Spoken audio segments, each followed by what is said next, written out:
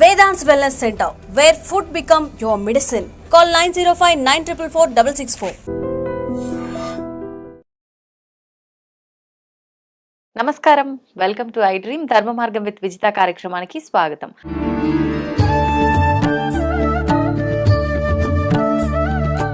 ప్రస్తుతం మనతో పాటు ఉన్నారు దివ్య విశ్వశక్తి పరివార ప్రచారకులు స్వామి ఓం స్వరూప్ గారు. ఇప్పుడు వారితో మాట్లాడి మరిన్ని విషయాలు తెలుసుకునే ప్రయత్నం చేద్దాం. నమస్కారం అండి. శుభాశీషులు దివ్య స్వరూపులందరికీ. ఇప్పుడు రాబోయే కొద్ది రోజుల్లో, అంటే డేట్ కూడా చాలా మంది మెన్షన్ చేయడం జరిగింది, మార్చి 29 షష్టగ్రహ కూటమి అని చెప్పి చెప్తున్నారు. చాలా ప్రళయాలు రాబోతున్నాయని చెప్పి చెప్తున్నారు. జలానికి సంబంధించిన విపత్తులు ఎక్కువగా రాబోతున్నాయని, కరోనాని మించిన ఒక వైరస్ రాబోతోందని రకరకాలుగా చెప్తున్నారు. అసలు వాస్తవం ఏంటి? వాస్తవానికి ఇది ప్రకృతి తీసుకునే నిర్ణయాలు అనేటువంటిది ఒకటి గుర్తుంచుకోవాలి. గ్రహాలు ఉన్నాయి, గ్రహాల యొక్క కలయికలు కాంబినేషన్స్తో ఇలాంటివి సృష్టి నుండి కూడా ఇలాంటి కూటమి, షష్టగ్రహ కూటమి, అష్టగ్రహ కూటమి, సప్తగ్రహ కూటమి, పంచగ్రహ కూటమి అని ఇలా ఎన్నైనా రావచ్చు, వస్తూనే ఉంటాయి. దానికి ఎండ్ లేదు. 4,32,000 ఈ కలియుగంలో ఎన్నిసార్లు ఎన్ని వస్తాయో కొన్ని మనం చూస్తాం, కొన్ని చూడడానికి మనుషులు ఉండరు. అంటే ఇవి రావాలంటే కొన్ని వందల సంవత్సరాలు పడుతుందా? అలా అని కదా, ఒక్కోసారి క్యాల్కులేషన్స్ వైజ్గా 12 yearsకి కానీ ఒక పద్ధతి ఉంది, ఆ ప్రకారంగా క్యాల్కులేట్ చేస్తారు. ఇవన్నిటిని కూడా మనం నిరోధించవచ్చు కొంతవరకు, అది చెప్తాను. అయితే ఈ కూటమి యొక్క ప్రభావము ఎక్కువగా జల సంబంధమైనటువంటి అడవులలో కారు, ఇప్పుడు అగ్ని అంటుకోవడం, కారు చిచ్చు అలాంటి అంటూ ఉంటాం, అలాంటివి, కొండలు ఉన్నటువంటి ల్యాండ్ స్లైడింగ్స్, అవి లక్కీగా మనుషుల దగ్గర కావు. మనుషులు సేఫ్ అమ్మా. మనుషులకి అంత ఉపద్రవంగా వచ్చేసి భయభ్రాంతులు చెందాల్సింది లేదు. అవన్నీ మిగతా చోట్ల జరుగుతాయి, అది సహజం, తప్పదు. అది బ్యాలెన్స్ పోయి అలా అవుతాయి. ఎలాంటి గ్రహాలనైనా ప్లీజ్ చేసుకొని, ఎలాంటి గ్రహాలనైనా మన యొక్క ప్రభావాన్ని నేచర్ మీద తగ్గించుకోవాలి అంటే ఒకటే మార్గం, అందరూ మంచి ఆలోచించాలి, భగవన్ నామం చేస్తూ ఉండాలి, ఇతరులకి మంచి కోరాలి, సమాజ శ్రేయస్సు కోసం మంచి మంచి మంచి తప్ప ఏమిలా. అది గనక చేసిన నాడు ప్రతి వాళ్ళకి దుష్ట బుద్ధులు ఉండవు. ఇది ఈ యొక్క యూనివర్సల్ ఆరా ఏర్పడుతుంది. దాన్ని కొత్త పదం, చాలా మంది వాడని పదం మా విజితమ్మ ద్వారా చెప్పడం జరుగుతోంది, మార్ఫోజెనిక్ ఫీల్డ్ అంటారు. అంటే ప్రపంచంలో ఒక భావంతో ఒక ఆరా ఏర్పడుతుంది, ఒక ఆవరణ ఏర్పడుతుంది, అది ప్రవహిస్తుంది, ప్రసరిస్తుంది ప్రపంచం అంతా. మార్ఫోజెనిక్ ఫీల్డ్ అంటారు దాన్ని. అకల్టిజంలో ఉంటాయి ఇవన్నీ. ఎందుకంటే అకల్టిజంలో నేను చాలా లోతుగా, అందుకని ఎక్కువగా అప్పుడప్పుడు అకల్టిజం గురించి కూడా చెప్తూ ఉంటాను. దాంట్లో అదృశ్య శక్తులకు సంబంధించి కూడా ఉంటూ ఉంటుంది. అయితే అప్పుడు ఆ తయారైపోయి, ఆ ఆవరణ తయారైపోయి రక్షణ కవచంలాగా, భూమికి రక్షణ కవచంలాగా తయారవుతుంది మన థాట్స్. సింగిల్ థాట్ కాదు, యూనివర్సల్ హ్యూమన్ థాట్. సింగిల్ కాదు, యూనివర్సల్ హ్యూమన్ థాట్ కవర్. అంటే మామూలుగా మీరు ప్రతిదానికి బుల్లెట్ ప్రూఫ్, ఆ ప్రూఫ్ ఏదో అంటుంటారు. ఇది కూడా థాట్ ప్రూఫ్ ఏదైతే ఉందో, మనకి చెడు జరగకుండా యూనివర్స్లో నేచర్ ప్రూఫ్. అంటే దానికి పవర్స్ ఉన్నాయి. గ్రహాలకి పవర్స్ లేవని నేను చెప్పడం లేదు, తప్పకుండా కాంబినేషన్లో కొంత చెడు జరగడం సహజం. ఎక్కువగా ఎవరైనా దెబ్బలు కొడుతుంటే అడ్డం ఏమైనా పెట్టామనుకో తక్కువ తగులుతుంది. అంతే. ఇప్పుడు బుల్లెట్స్ ఎవరైనా కొట్టారనుకో గన్నులో లోడ్ చేసి, మనం బుల్లెట్ ప్రూఫ్ జాకెట్ వేసుకుంటే చావం కదా. ఇది కామన్, ఆలోచించాల్సింది. అలాగే భక్తితో, అనురక్తితో భగవంతుడి శక్తిని సంపాదించుకునే వాళ్ళకి నేచర్ని మనం దేవతగా భావించి పూజించే వాళ్ళకి మంచిని ఎప్పుడు అలవాటుగా మార్చుకొని, మంచిని పెంచి హృదయాల్లో పంచి ఏ మానవుడైతే ఉంటాడో ఆ. సర్వము శుభకరమం. అసలు విధి వైపరీత్యాలు రావు. ఆ.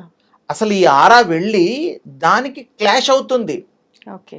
గ్రహాలు ఏమిటి, విశ్వాంతరాలలో కూడా క్లాష్ అవుతుంది. బ్యాడ్ థాట్స్, ఇదొక థాట్ ప్రయాణం అన్నమాట. ఇదొక ఫీల్డ్ లాగా తయారవుతుంది. అది చాలా ఇంపార్టెంట్. స్వచ్ఛతగా ఉన్నప్పుడు ఎంత గ్రహాల్లో తేడాలు వచ్చినా, ఏ సముద్రాలు పొంగినా, చరాచరములు చనిపోయినా, అవన్నీ అయినా మానవులు రక్షింపబడతారు. మనతో పాటు ప్రేయర్ చేస్తే సర్వే జన సుఖినోభవంతే కాదు, సర్వ ప్రాణులు కూడా మనం మంచిగా ఉండాలి అనేటువంటి ప్రేయర్ మనం ప్రకృతి మాతని పూజ చేస్తూ చేస్తే తప్పకుండా ఆ యొక్క థాట్లో శక్తి విశ్వం అంతా నిండి మార్ఫోజెనిక్ ఫీల్డ్గా మారి రక్షణ కవచంగా మారి మనల్ని రక్షిస్తుంది. కానీ ప్రస్తుత పరిస్థితుల్లో అది సాధ్యమేనా ఆలోచించడం కష్టమే కదా. ఇప్పుడు మీరు మొన్న మధ్య కరోనా వచ్చింది, అది రావడం వల్ల ఆ 1 or 2 years చాలా మందికి బుద్ధి వచ్చింది. అవును, భయం వచ్చింది. ప్యూరిటీగా తినడం, ఫ్రూట్స్ తినడం, పద్ధతిగా ఉండడం, హెల్త్ కాన్షియస్ ఎక్కువ. షేక్ హ్యాండ్ కూడా ఇవ్వలేదుగా. అవును, లేదా మాట్లాడితే షేక్ హ్యాండ్ ఇచ్చేవాళ్ళం. అవును. అదే మన పాత పద్ధతి నమస్కారాలకు వచ్చింది. దూరంగా ఉండి నాయన క్షేమంగా ఉండు, డిస్టెన్స్ కూడా మెయింటైన్ చేసాం. అవును. ఆ డిస్టెన్స్ మెయింటైన్ చేసేటప్పటికి నేను ఇంకో కొత్త విషయం చెప్తా. ఆరాలో ప్రతి వాడికి ఒక ఆరా ఉంటుంది. పుట్టినప్పుడు వాడికి ఉంటుంది, పెరిగేవాడికి ఉంటుంది, ప్రాక్టీస్ చేసేవాడికి కూడా పెరగడం తరగడం ఉంటుంది. అది గనక మనం ఆరా మంచిగా పెంచుకొని మంచి థాట్ని మనం ఇది చేస్తే, ప్రకోపిస్తే, ఆ మనిషికి 3 నుంచి 5 అడుగుల వరకు మినిమం 3కి తక్కువ లేకుండా పెరుగుతుంది. ఆ మంచి థాట్ క్యారీ చేస్తే అది అలాగే ఉంటుంది, తగదు. పాలు పొంగింది, పొంగు పోవచ్చు, మళ్ళీ పాలు పొంగడానికి టైం పట్టచ్చు. ఈ థాట్ ఏదైతే ఆరా ఉందో స్టాండర్డ్గా ఉంటుంది. అప్పుడు మీకు చుట్టుపక్కల వాళ్ళు ఎవరన్నా మీరు పక్కన కూర్చున్నా, ప్రయాణం చేసినా పక్కన కూర్చోకూడదు. ఇది కొత్త విషయం చెప్తున్నా. కూర్చోవడం వల్ల ఏమవుతుందంటే హీట్ బాడీస్ వాళ్ళకి, మనం కూల్ బాడీ అనుకో, మనకి వేడి తెలుస్తుంది, చేయి తగులుతుంది. జనరల్ గా సహజం.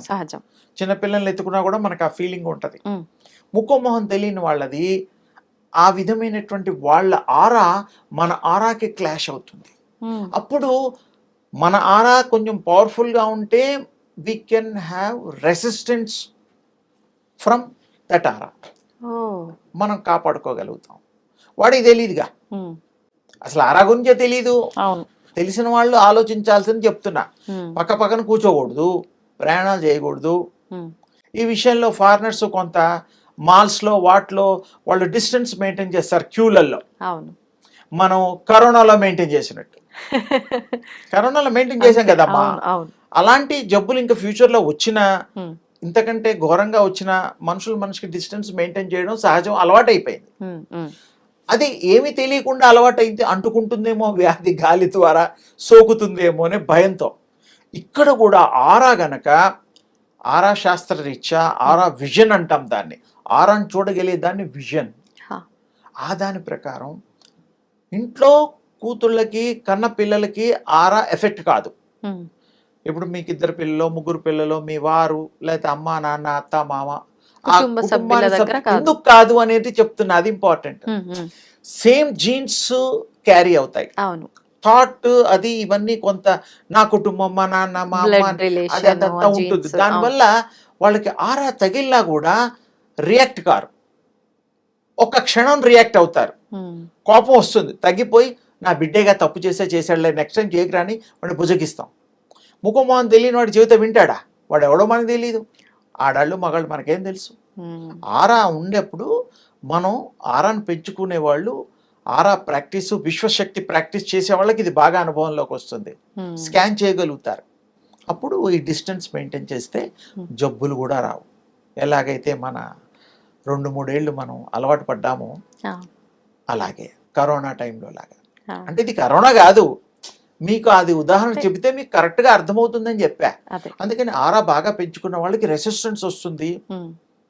యూనివర్స్లో మనకు కావాల్సినవన్నీ కూడా దొరుకుతాయి. తర్వాత ప్రకృతి వైపరీత్యాలు ఉండవు, గ్రహాల ఫోర్స్ కూడా మనకి రాళ్లతో అనుకూలంగా. తగిలే దెబ్బలు పువ్వులతో తగులుతాయి. ఒకటే మాట, జనరల్గా ఉంటుంది ఎఫెక్ట్, కానీ మీకు అంత ఎఫెక్ట్ కాదు. ఓకే, అంటే అంటే మనం there is effect. చేయాల్సింది ఆలోచన పాజిటివ్ ఉండాలి, మనము పాజిటివ్ ఆరా పెంచుకోవాలి, ఆరా. పెంచుకుంటే విశ్వశక్తి ఉపాసన చేయాలి, ఏది మన దాకా రాదు. విశ్వశక్తి ఉపాసన చేయాలి, అది ముఖ్యం. అది లేకపోతే ఇవేవి రావు, ఆరా కూడా పెరగదు, అవును. డివైనిటీ రాదు. ఉమ్, యూనివర్స్ లో మీకు ఆ ఫోర్స్ ఏదైతే ఉందో అన్నిటికంటే పవర్ఫుల్. ఉమ్, దేవుళ్ళు కూడా అవతరించింది కూడా విశ్వశక్తి ద్వారాయే కాబట్టి ఆ, మనం కూడా మానవావతారం అనేటువంటి గతంలో కూడా చెప్పుకున్నాం అవును. కాబట్టి అవును. మనం రక్షింపబడతాం, ఉమ్, ఇబ్బందులు లేకుండా ఉంటుంది. ఈ గ్రహ కూటమిలో ఎఫెక్ట్ ఉంటుంది. ఉమ్, ఎంతో మంది లెక్క గణాంకులు చేశారు, సత్యమే. ఉమ్, కానీ కొంత తగ్గించుకోవాలంటే హరినామమో రామనామమో ఏదో నామం చేస్తూ కొంత అలవాటు చేసుకుంటే ఇందాకే చెప్పినట్టుగా పువ్వులతో తగులుతాయి దెబ్బలు, మానవులకి అంత పెద్ద ఎఫెక్ట్ కాకపోవచ్చు అనేటువంటిది. గ్రహ సంబంధం ఏంటంటే నేచర్ మీద ఎక్కువ ఎఫెక్ట్ ఉంటుంది. ఓకే. మామూలుగా వివాహాలకు సంబంధించి ఎన్నో రకాలుగా చూస్తూ ఉంటారు. కాబోయే వధూవరుల ఇద్దరివి కూడా జాతకాలు అని, గ్రహాలు అని, పొంతన. నక్షత్రాలు అని, పొంతనలన్నీ కూడా. మామూలుగా ఈ వివాహం పైన గ్రహాల ప్రభావం ఎంతవరకు ఉంటుందంటారు నిజంగా మాట్లాడుకోవాలంటే? గ్రహాల ప్రభావము ఈ భూమి మీద ఉంటుంది, ఉమ్, ఈ భూమిలో బ్రతుకుతున్న మానవాళి మీద కూడా ఉంటుంది. ఆ, కానీ ఏమిటంటే ఆ కాంబినేషను, ఆ పిల్లలు పుట్టినప్పుడు, మానవులు పుట్టినప్పుడు, స్త్రీలు తల్లులు అందరూ కూడా ఉమ్, ఆ వారాలు, ఆ రాశి చక్రాల్లో ఏ ఇళ్లలో ఎవరెవరు ఉన్నారు, గ్రహాలు అవైలబిలిటీ, ఉమ్, తర్వాత లగ్నాలు, ఇవన్నీ బేస్ అవుతాయి. ఆ, దాని ప్రకారంగా వాళ్ళ యొక్క జాతకం ఫ్యూచర్ని వేయబడుతుంది. ఉమ్, ఒకప్పుడు రాజులంటే వాళ్ళ వంశం రాజ్య పరిపాలన దక్షత ఆ సంతానానికి ఉందా లేదా కనుక్కోవడం కోసం ఉమ్, పిల్లల పుట్టకముందే ఆ గ్రహాలు కాంబినేషను ఆ టైం ప్రకారం ఉజ్జాయింపున వాళ్ళు వేసేసేవారు. ఆహా, ఈ అబ్బాయి ఇంత రాజ్యం వెళ్తాడు, ఈ అమ్మాయి ఇలాంటిది అలాంటిదని ఒక లెక్క వేసుకునేవారు. ఎందుకంటే వాళ్ళ వల్ల రాజ్యం పరిపాలన ముఖ్యం కదా. అవును. పైన పూజలు చేయించడం, శాంతులు చేయించడం లాంటివి ఉండేవి. ఉమ్, ఇప్పుడు మనకి మ్యారేజెస్ విషయానికి వస్తే ఆ గ్రహాల్లో కాంబినేషన్లో పుట్టిన వాళ్ళకి, పొంతన చూసే వాళ్ళకి, గుణాలు చూసే వాళ్ళకి ఉమ్, కుదురుతుంది, బాగుంటుంది, కలిసి ఉండగలుగుతారు, ఇద్దరు సఖ్యతగా ఉంటారు, అండర్స్టాండింగ్గా బాగుంటుంది, బాగా ధనం ఉంటుంది. ఒక్కోసారి అమ్మాయిలు రావడం వల్ల కూడా బిడ్డొచ్చిన వేళ, గొడ్డొచ్చిన వేళ రకరకాలు ఉన్నాయి. అవును. అలాగే కోడలు వచ్చిన వేళ అని కూడా ఉంటుంది. ఉమ్, ఉమ్, అవి చూసుకోవడం ఊళ్ళల్లో కూడా ఎక్కువ ఉండేది. ఇప్పుడు సిటీలో కూడా కొంతమంది చూస్తున్నారు, కొంతమంది తక్కువ ఎక్కువ అనేటువంటిది అది కొంచెం చర్చ వేరే అయినా దానివల్ల ఏం తెలుస్తుందంటే ఓకే ఈ కాంబినేషన్ బాగుంది కాబట్టి చేద్దాము, వాళ్ళ సుఖపడతారు అనే మంచి ఉద్దేశమే. వేరే ఉద్దేశం అయితే ఇంకా చూడడం ఎందుకు. అవును. కొన్ని సెటప్ కావు, వద్దంటారు, ఉమ్, సూటబుల్ వే చేస్తారు. ఆ. ఇందులో ఇంకొక కొంతమంది ఎక్కువగా లోతుగా తెలియదు. ఒకే గ్రహం, ఆ, ఒకే నక్షత్రం, ఒకే పాదం ఉన్న వాళ్ళని చేసుకోరు. ఎందుకని? అంటే అదే గ్రహం, ఇప్పుడు రేవతి నక్షత్రం, ఉమ్, మూలా నక్షత్రం, ఏదో ఒక నక్షత్రం ఉంటుంది, ఇద్దరిది ఒకటే Same అయితే అయితే. ఎందుకు చెయ్యరు అంటే మాకు చెప్పడం, పెద్దవాళ్ళు చెప్పడం, శక్తి సంపన్నులు చెప్పడం ఏమిటంటే ఇద్దరిది సేమ్ అయినప్పుడు సేమ్ ఇద్దరిది ఒకలాగా ఉంటుంది రిజల్ట్. రియాక్షన్ ప్రతిదీ కూడా యాక్షన్ రియాక్షన్ సేమ్ ఒకటే, ఉంటాయి. Same same. ఉమ్, అదే ఇంకొక జాతకం కనుక ఉంటే ఈ జాతకం బాగా లేనప్పుడు ఆ అమ్మాయిదన్నా ప్లస్ అయ్యి ఈ బాబుకి హెల్ప్ చేస్తుంది అనేది కాన్సెప్ట్, ఆ టెక్నిక్ అన్నమాట. అవును. ఇద్దరిది ఒకైతే ఏముందమ్మా, ఏమి అవును. ఉండదు. ఇద్దరు కొంచెం వేరువేరుగా ఉంటేనే కలిసేటట్టుగా ఉంటే ఉపయోగకరము. అవును. ఇప్పుడు ఆ బాబుకు ఉద్యోగం లేదనుకో, అమ్మాయికి లక్కీగా ఉద్యోగం దొరికితే ముందు ఇల్లు ఉమ్, గటాన్ అయిపోతుందిగా. అవును. అంటే నాట్ ఓన్లీ హౌస్ మెయింటెనెన్స్ అని కాదు, జీవితంలో బోల్డ్ నిర్ణయాలు తీసుకునే ఉంటాయి, అవును. కొనే ఉంటాయి, చదువులు ఉంటాయి, పిల్లల సంరక్షణ ఉంటాయి. ఉమ్, అందుకని ఒకే జనరల్గా ఒకే నక్షత్రం వాళ్ళని వాళ్ళు చేసుకోవడానికి చేసుకోరు. ఇష్టపడరు. ఉమ్, అదొక Reason. చెప్పడానికి ఇప్పుడు గుర్తొచ్చింది చెప్పాను.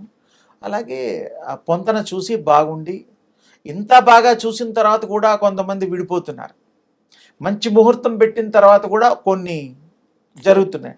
అందులో వీళ్ళు ఇచ్చిన డేట్ ఆఫ్ బర్త్ కరెక్ట్ అయితే కూడా ఒక పద్ధతి, కరెక్ట్ కాకుండా కూడా కొంతమంది ఏంటంటే మ్యారేజ్ కోసం తయారు కూడా చేస్తున్నారు ఈ మధ్య.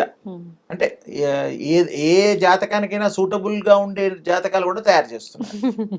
అంటే పెళ్ళి అవ్వడం ముఖ్యం కాబట్టి ఆర్టిఫిషియల్. అంటే మరి వీడికి ఎప్పుడు తెలియాలి? వాళ్ళ అమ్మ నాన్న కూడా ఒక్కోసారి మరి నిజం చెప్తే సంతోషమే.